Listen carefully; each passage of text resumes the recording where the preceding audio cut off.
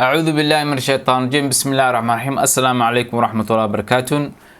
عشرك لباد قيبتي لباد waxaan insha Allah rabaa inaan ii tusiyo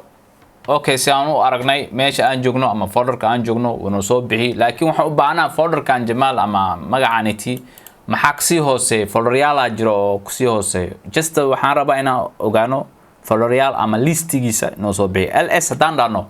enter dhano waxaan noo soo baxayo folderyaal aad u badan oo listiga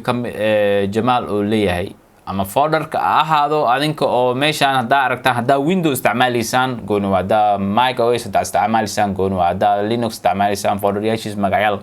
gooni u leeyahay laakiin Windows da isticmaalaysaan badnaan waxa laga yaabaa desktopka documentska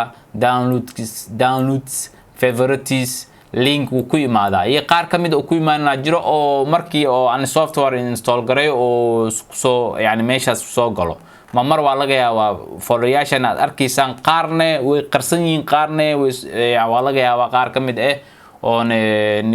ka qarsan qaarne soo baxsan anyway folder badan soo baxayo oo Jamaal ku jiro hostista marka ls ayaa isticmaalaysaa list waxa waa list the content of directory yani wuxuu ku soo bixinayaa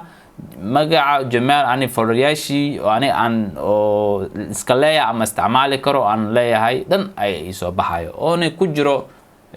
computerka oo username-kayga Jamaalka marka khayr aan rajeynaya assalamu alaykum wa rahmatullahi wa barakatuh